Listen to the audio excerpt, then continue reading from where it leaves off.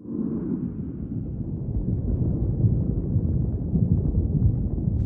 الله الرحمن وابتغ فيما آتاك الله الدار الآخرة ولا تنس نصيبك من الدنيا. حبايبي، اول حاجه النهارده في العزومه، طبعا بعد السلام عليكم ورحمه الله وبركاته. بسم الله والصلاه والسلام على رسول الله عليه افضل الصلاه والسلام. طبعا اول حاجه النهارده في العزومه اللي انا صورتها لكم امبارح، ده الفراخ حاطين لها بصل وثوم وقصدي بصل وملح وبهارات وطماطمايه كده في الشوربه يعني.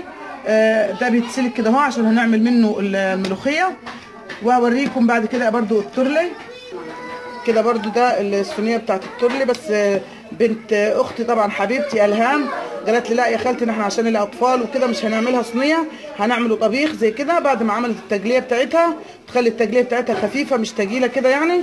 حطت الترلي اللي انا وريته لكم امبارح انا مجهزه لها يعني، حطته على طول. طبعا هوريكم، تعالوا معايا واحنا بنحشي الحمام. طبعا هي بسم الله ما شاء الله هي بتعمل لي كل حاجه يعني، ربنا يخليها ليا يا رب. فهوريها لكم وهي تتكلم برضو معايا، وهتشوفوا طريقه حشو الحمام. طبعا انا عملت لكم قبل كده بس ما كانش بالكميه الكبيره دي، هتشوفوه معايا وتعالوا معايا. ازيكم يا حبايبي، عاملين ايه؟ انا الهام عند خالتي طبعا مسك الختام. طبعا هي قالت لكم عني، انا النهارده عندها طبعا كل تلات زي ما هي قالت لكم. النهارده هنعمل الحمام المحشي. انا طبعا عارفين قناتي حياتك احلى مع الهام. دلوقتي انا هعمل الحمام. احنا غسلاه كويس ونعينه يعني بميه وملح وخل وكده، وانا غسلته ونضفته خالص يعني اهو ما فيهوش اي حاجه. ودي القوانص والكبد بتاعته، انا شلت الكبد منها وخليت القوانص بس. وده الرز. انا دلوقتي حاطه السمنه على النار. طبعا تحطي الماده الدهنيه اللي انت عايزاها، انا حاطه سمنه. ودلوقتي هغسل الرز كويس وهبدا دلوقتي هوريكم هنعمل ايه. ادي اهو الرز، ادي اهو الرز. انا بعد ما غسلته حطيته في السمنه اهو، هبدا اقلب فيه عشان خاطر انا هعمل بطريقه مختلفه. انا عامله حشو الحمام عندي في القناه بتاعتي حياتك احلى مع الهام، عاملاه بطريقه مختلفه تماما. فانا قلت اعمله لكم المره دي بطريقه بسيطه جدا هتعجبكم خالص يعني ان شاء الله. انا المهم هحمره يا دوب بس يصفر في السمنه. انا عاملاه قبل عن كده زي ما قلت لكم في قناتي بالكبد والقوانص، لو دخلتوا برده هتشوفوها يعني. اهو انا هبدا احمره. بعد ما يبقى لونه بس اصفر هضيف له دلوقتي معاكم حبه فلفل اسود اهو. حط له حبه فلفل اسود كده عادي يعني، لو اهم حاجه فلفل اسود اهو. واحمره فيها واحط له ميه دلوقتي. وبعد ما اخلص هوريكم شكله احنا بنحشي هنعمل ايه. كده حبايبي بعد ما نضفنا الحمام يعني بالشكل دوت، خليناه يعني خالص ما فيهوش اي حاجه، هنبدا نحشي. طبعا معايا الهام بنت اختي ربنا يخليها لي يا رب، صاحبه قناه حياتك احلى مع الهام. عملت لي الرز. طبعا الرز عادي قطعت فيه الكبد والجوانص. حطيت فيه انا قلت لكم مش هحط يعني، ما حطيتش فيه حاجه، بس انا حطيت كبدتين اللي هي الجلوب دي الصغيره قطعتها حتت يعني، وحطيتها هتدي برده نكهه وطعم للكبده. وما حطيتلاش اي حاجه غير فلفل اسود وملح، وحطيت لها ميه بس يا دوبك صفرت الرز كده اهو وطفيت عليه يعني. اديت له نص يعني 3/4 سوا بس، خليت يعني في ربع سوا بس عشان ده هيستوي في الحمام. وانتوا عارفين الحمام ما بيطولش على النار يعني، فهي ما بياخدش السوا يعني. فدلوقتي هتبدا تحشي الحمام. طبعا هي ليها طريقه جميله جدا في حشو الحمام اهو زي كده منطفاه على الاخر. هتحشي الحمام. طبعا يا جماعه احنا بنستعمل ايدينا، لان اولا ما بينفعش غير الايدين في الاكل والحشو والحاجات دي. شوفوا هي بتحشيه ازاي. هتملي اللي هي البشلوله الحوصله، اسمها حوصله او بشلوله احنا بنسميها، او الرقبه يعني عادي. فبتمليها برضو بصباعها من تحت. في ناس بتمليها من فوق، واحنا بس بنمليها من تحت بتكون اسرع بالشكل ده. هنملاها خالص ونكبسها على الاخر عشان تبقى الحمامه كده مليانه ويعني وليها يعني حجم حلو كده يعني. اهو وهتحطي ايدك كده عشان خاطر ايه ما يطلعش من فوق. طبعا يا جماعه انا من غير الهام في العزايم بتاعتي دي يعني انا ما بسواش حاجه خالص. هي كله سامعين صوته وهو قاعد بره، وانا وهي بس في المطبخ يعني. وبصراحه احنا ما بنحبش نتعبها يعني، فبنقوم احنا نطبخ هي عشان كميه بتبقى كبيره يعني، فما بنحبش نخليها هي تتعب وتقوم تعمل اهو. ومحدش بيقول كده غيرها هي بس الهام يعني، مع ان بناتي بره مستنين ياكلوا بس. طبعا يعني اهو، بس انا عشان خاطر اسرع واحده فيهم يعني فبيسيبوني انا، بيصدروني انا للمطبخ. انا مره عملت لي كرنب، قلت لكم بنتي يدها لهلوبه في حشو الكرنب، كانت هي الهام برضو، كانتش لسه فتحت القناه بتاعتها، ولما لقيتها شاطره خالص كده خالص يعني بشكل فقدتني انا وفقدت امها الله يرحمها وفقدت خالاتها وكده. طبعا عشان هي تربيتنا برضو. انا دلوقتي هبدا ان انا افتح اهو الجنب الصدر ده بتاع الحمامه اهو، زي ما انا مره عملت ووريته لكم برضو، عجبكم خالص اهو. تفتح الحته اللي في الجنب دي عشان تملاها. بص عشان ما تزولكوش الكتاف هعملها كده اهو. بس اهو ده برضو هيتحشي يتملي رز برضو او فريك، النوع اللي انت هتحشي بيه سواء فريك رز اهو. تعملي كده اهو كده اهو عشان تبقى الحمامه مليانه. مره قلت لكم ما زي تخافيش مش هتفرقع منك، لا اهم حاجه ان انت تغلي الميه، تغلي الميه وما تحطيش فيها طماطم، عشان خاطر الطماطم هي اللي بتخلي الحاجات المحشيه تفرقع يعني. هغلي الميه واول ما احط فيها الحمام هوطي عليها خالص. سويها كده عشان تبقى زي البشاميل بالظبط. سويها ماشي ثانيه بس اهو. سويها ايوه كده. هنسد بقى الفتحه اللي من تحت دي بايه؟ بالحواصل اللي هي دي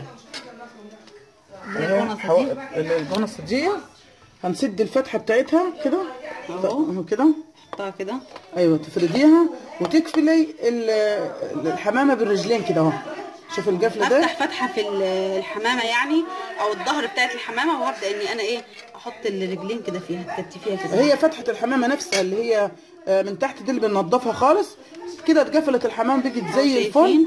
هنعمل احط الرقبه اسد بيها الحصله عادي، انا ساعات ما بسدش يعني، هي لا بتبقى حلوه، بتبقى شكلها حلو. او ممكن تشيليها خالص، في ناس بتشيلها خالص يعني. الرقبه بالشكل ده حبايبي، شوفوا منظرها ازاي. هكمل باقي حشو الحمام لان انتوا عارفين يعني ما شاء الله كميه كبيره، وبعد ما اخلص حشو لا هنعمل له واحده تاني عشان برضو اللي ما يعرفش يتصرف يحشيها كويس. فيها كده هنا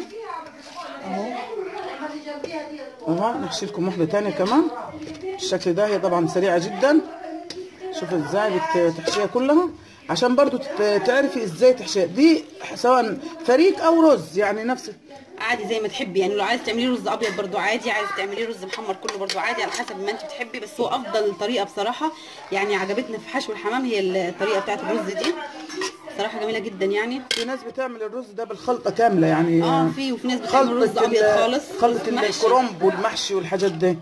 بس بصراحه انا مره عملته زي كده يعني بالخلطه، ما عجبنيش، حسيت نفسي ان انا باكل كرنب باكل محشي. لا هي كل حاجه وليها حاجه يعني. بصراحه هي الطريقه دي جميله جدا في الحشو، وبتخلي طعم الحمام جميل جدا. بصراحه جميله خالص بالشكل ده. كتف الجناح وهنفتح برضو الصدر زي ما قلنا، وانا حاطه الميه على النار، معليه عليها النار يعني. بعد ما تحط الحمام على الميه المغليه تروحي وطيها عشان الحمام يستوي وما يفرقش يعني. بعد ما الميه بتغلي هتحطي فيه الحمام، هتحطي كل البهارات اللي انت عايزاها، وبعد كده تروحي تموطي عليها خالص. اي محشي يا جماعه، اي حمام زي كده، ممبار، اي شيء، بعد ما تكون الميه بتغلي تروحي انت تحطي الحمام زي كده، او لما تكون فراخ كبيره عايزاها تستوي يعني، او قصدي صغيره، تروحي موطيه النار خالص عليها، تخليها تستوي بنار هاديه جدا. وزي ما قلت لكم ما تحطوش فيها طماطم، عشان هي الطماطم الحاجه الوحيده اللي بتخلي الحاجات المحشيه بتخليها تفرقع. انا كده اهو زي ما قلت لكم هكمل باقي الكميه بتاعتي كلها، وبعد ما اخلص اوريكم شكلها النهائي اما نحطها في الميه. انتظرونا اوريك الكميه كلها ان شاء الله. ادي الحمام بعد ما خلاص حشيته زي ما قلت لكم، ادي اهي باقي الكميه كلها. انا دلوقتي اهي حاطه الميه، حاطه لها بصل وفلفل اسود، وحاطه لها كزبره ناشفه، وحاطه لها قرفه وجنزبيل يعني، والبهارات بتاعتها. دلوقتي هبدا انا نطيت عليها بعد ما غلت. هحط دلوقتي الحمام اهو اللي انا حشيته كله اهو، حشيته كله بالشكل ده زي ما قلت لكم. هوطي عليه النار عشان خاطر ما يفرقعش زي ما اتفقنا، وما حطيتش خالص طماطم فيه اهو. طبعا هسيبهم كده نص ساعه، وبعد ما يستوي وهخرجهم وهوريكم ازاي عشان نحط التتبيله بتاعتهم هنعملهم ازاي. هسيبكم ويستوي وهرجع لكم تاني. كده حبايبي عملنا الحمام الشكل اللي انتوا شايفينه ده. شوفي ازاي وضعها، يعني لا اتفرتجت ولا الرز طلع منها ولا بتاع. طبعا بنحط لها دمعه، لها صلصه من بتاعه الترل اللي انا عملته. ودلوقتي اهو برضو هحط قدامكم كمان شويه اهو كده عشان الوش بس يبقى محمر كده لا سمنه. حطيت الفراخ مع باقي الحمام اهو. دلوقتي هبدا ان انا احطهم على في الفرن عشان يتحمروا. وادي معايا الترلي بعد ما خلاص استوى، شايفين اهو الكاميرا بس مش موضحه لكم. ودي الملوخيه. ودلوقتي هحطهم في الفرن دول بعد ما يتحمروا واوريك صوره الاكل النهائيه شكله عامل ازاي. كده حبايبي اخر منظر للعزومه، السفره، الاكل قدامكم اهو. طبعا حبايبي اللي معزومين عندي النهارده، اول واحده هتكلمكم عن نفسها، هتقدم نفسها وخلاص. يعني معاكم قناه. السلام عليكم ورحمة الله وبركاته. مرحبا بكم حبايبي في كل مكان. أنا أكلات الزمن الجميل، جاي النهارده معزومين عند مسك الختام. ومعاكم كمان الهام اللي عملت لكم الاكل كله، يعني ده اللي انتم شايفينه اللي هم كل المعزومين اللي انا اللي عامله لهم الاكل ده النهارده يعني ان شاء الله. عملت لكم الحمام حياتك احلى مع الهام، يا ريت تشرفوني. عامله اكلات جميله. معاكم كمان قناه اكلات وصفاتي، تقدم لكم نفسي وصفاتي واكلاتي. وصفاتي ازيكم عاملين ايه؟ تعالوا اتفضلوا معانا الاكل الجميل ده. بصراحه اكل 100 100 يعني. طبعا وبرده معاكم قناه احلى واجمل امراه، ولا اجمل واحلى امراه. طبعا دي مش بتطلع بصوتها خالص، يعني ده عشان رغبه جوزها. يعني معاكم قناه اجمل واحده في العيله كلها، يعني قناه انت احلى منها والله، ست البيت الشطوره. السلام عليكم، ازيكم يا بنات عاملين ايه؟ طبعا زي ما انتم شايفين قدامكم النهارده معزومين عند مامتنا حبيبتنا. وما تعبتش فيه ولا حاجه؟ لا مش بطبخ عند غير في بيتي بس. هم عارفين مبدئي في الحياه يعني. هي مش فاضيه والله، مش فاضيه خالص. يا رب الاكل يعجبكم، يا رب العزومه البسيطه دي تكون عجبتكم. احلى ما في الموضوع اللمه، طبعا انتوا عارفين يعني الناس مع بعضها بتخفف عن بعضها كتير، واللمه بتكون حلوه جدا جدا.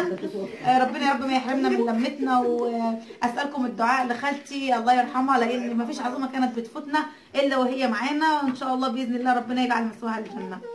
كده حبايبي كل الجماعه اللي عندي، وطبعا بما فيهم العيال الصغيره، طبعا مش هقول لكم مين هم، مع الكل اهو ان شاء الله. يا رب تتبسطوا بيها العزومه دي ان شاء الله، وتنال اعجابكم ان شاء الله. والحلو في الفرن مش هقدر انزله دلوقتي عشان ما فيش وقت ليه يعني. الجماعة هيموتوا من الجوع. يلا، واستودعكم الله. لو عجبكم الفيديو شير ولايك، والسلام عليكم ورحمه الله وبركاته.